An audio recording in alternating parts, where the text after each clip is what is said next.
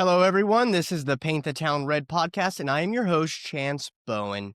Today, we have some news as well as some local stuff going on that you might be interested in hearing if you're in the Kern County, Bakersfield area. First up, the suspect in the Charlie Kirk assassination, Tyler Robinson, 22, is under investigation. Utah's governor says Robinson came from a conservative family, but held very different ideological views. The case is also exploring whether his relationship with a transgender person and Kirk's rhetoric played any role in his assassination. To this, I would just say the left is saying that he was a right-wing white person. The left or the right is saying that he was a left-wing anti-fascist. I think a bit of both are true.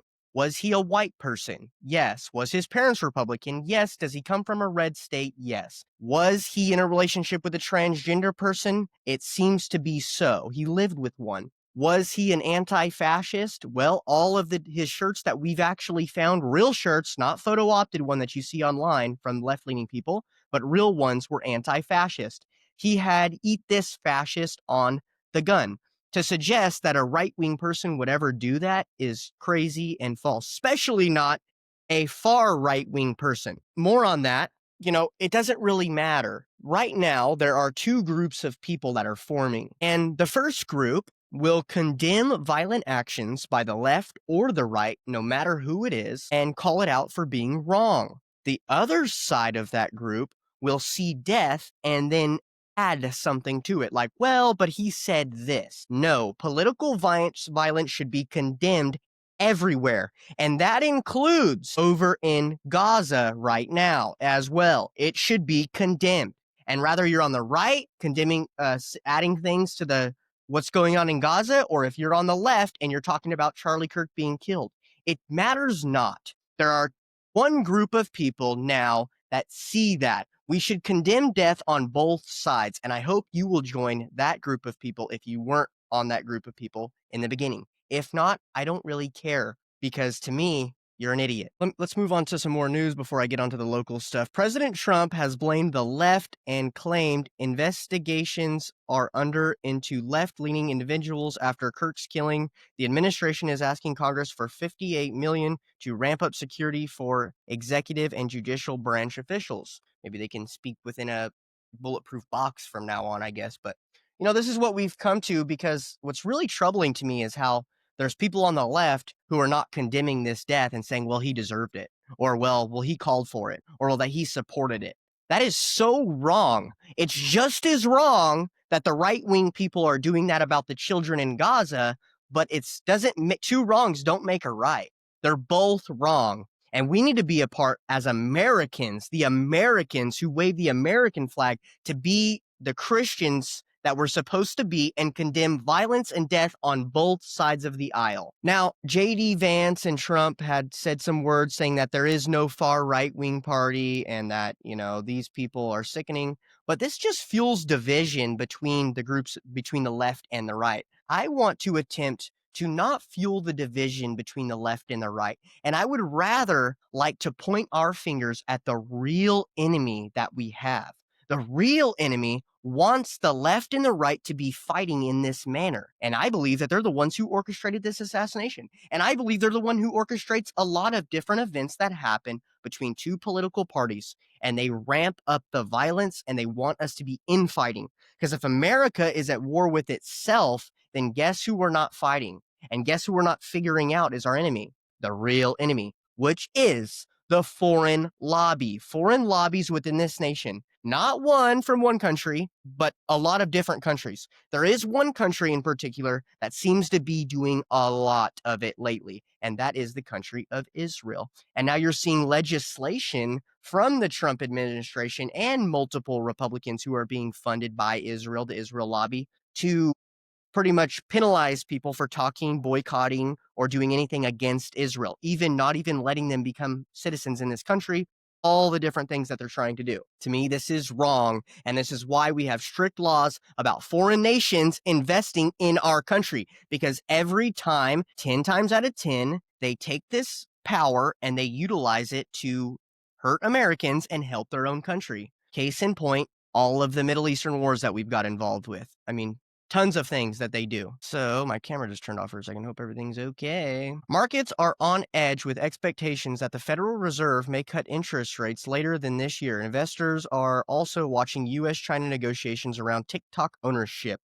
Tesla's share buybacks, Elon Musk buying $1 billion in stock, and concerns over weak Chinese economic data. So Elon Musk bought a lot of his stock back, caused the stock to actually increase in value a little bit recently here. We had a few financial guys that kind of gave me the updates on that. Not really too interesting. I mean, if you're in stock, a Tesla stock, good for you, I guess. And then also the China market is weak, has some weak economic data, which, it is what it is. I think they artificially do that in order to weaken their own currency to balance things out. People can buy, get in the market, and then they artificially raise it as well because they're a communist. So that's kind of it for all the news stuff we have today. Now I'd like to point your attention to a local event that's going on in Kern County. We have a vigil for Charlie Kirk that we're doing on Tuesday at 6 p.m. at Chewy's, and then we're going to take a parade ride. A bunch of cars are going to get together and pretty much go to Riverwalk. And then at Riverwalk, we're going to hear from a few pastors around town and some young Republicans, even some people that actually knew Charlie Kirk from the local people. So we're excited about that. We're going to pass out candles and flags and have a great time, hopefully, and mourn the loss of a really great leader amongst the right-wing party. Now, that was put out a few days ago, and now we have word that another group of people, anti-Palestinian group of people, radicals, Muslim radicals, who are, and I say Muslim radicals because I assume that they're Muslim. They have burqas on, so I don't know. I guess that's what I assume. Maybe they're not. There's multiple groups of Muslims. I'm not trying to condemn all Muslims or say anything like that. I just, as I know them, they look like Muslims. They are having a counter protest to our protest. So they're going to be showing up at Riverwalk to pretty much yell and scream and undermine our event for Charlie. And this is what I was talking about earlier. They are of the group of people who, instead of condemning all political violence, will make excuses and say that it's okay because two wrongs make a right in their mind. I would say this is really saddening to me, and I'd also like to say, and this is not a warning, I want to make this very clear, this is not a warning to anyone for any type of violence, because like I said multiple times, I condemn violence. I'm a Christian. I'm against it entirely, 100%, no doubt in my mind. But to do this protest where we are in Kern County is a mistake. It's a mistake by them. It's a big mistake. My belief is that they are doing this because someone orchestrated this on purpose to sow division within the parties. But where we are in Kern County, I need to make this very clear. This is not like the rest of California. This is not Orange County. This is not San Francisco. This is Kern County, okay? And in Kern County, a lot of us are Okies. A lot of us are Arkies, what you call Arkies, people who came here from Oklahoma, came here from Arkansas, and we are hardworking people. And we are not going to sit by and watch you beat the crap out of one of ours. We're not going to do that, okay?